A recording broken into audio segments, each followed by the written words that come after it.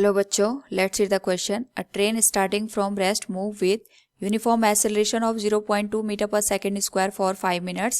Calculate the speed acquired and the distance traveled in this time. Now to answer this question, first we will discuss here the key concept, and here the key concept is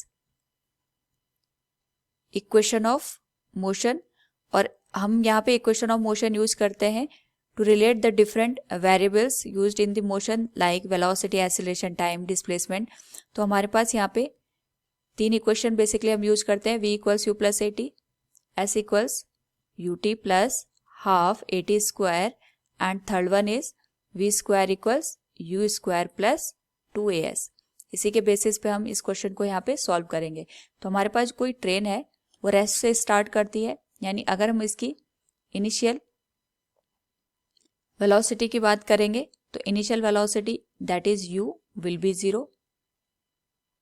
और यहाँ पे जो हमारे पास acceleration हमें देखने को मिल रहा है, we can say acceleration is given as 0.2 metre per second square.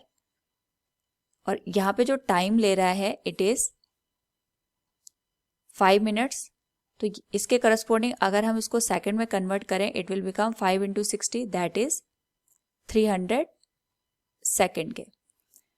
इस पर्टिकुलर केस में एक तो हमें यहाँ पे स्पीड एक्वायर्ड निकालनी है और दूसरा यहाँ पे डिस्टेंस निकालनी है फॉर दिस पर्टिकुलर टाइम. यानी यहाँ पे अगर हम इसको टी टाइम के बाद वेलोसिटी को v कंसिडर करें that is the final velocity. तो एक तो हमें फाइनल वेलोसिटी की वैल्यू को निकालना है और दूसरा यहाँ पे स्पीड की वैल्यू को कैलकुलेट करना है. तो इसके लिए फर्स्ट हम यहाँ पे first equation of motion use करते हैं. और हमारे पास जो फर्स्ट इक्वेशन ऑफ मोशन है that is v equals you plus A T. तो इसमें अगर हम वैल्यू पुट कर दें तो v की वैल्यू हमें निकालनी है. u तो 0 है, a की वैल्यू है 0.2 मीटर पर सेकेंड स्क्वायर और t हमारे पास है 300 के बराबर.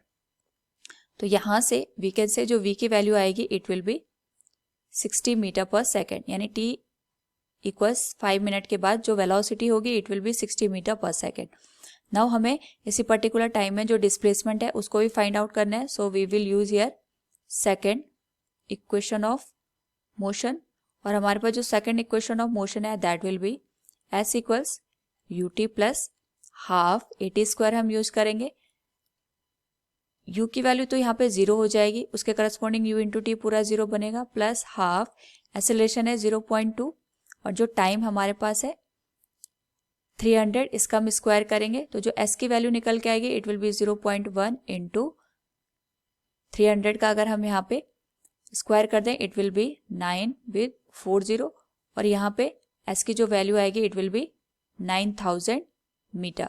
और इसी को हम यहाँ पे लिख सकते हैं, मीटर को किलोमीटर में कन्वर्ट करके इट विल बी 9 किलोमीटर. तो इस पर्टिकुलर टाइम में जो ट्रेन है वो 9 किलोमीटर की डिस्टेंस को कवर कर चुकी होगी. So from the given question we can say here the speed acquired and the distance traveled in this particular time is 60 meter per second and 9 kilometer. Hope all you understood it. Thank you and best of luck.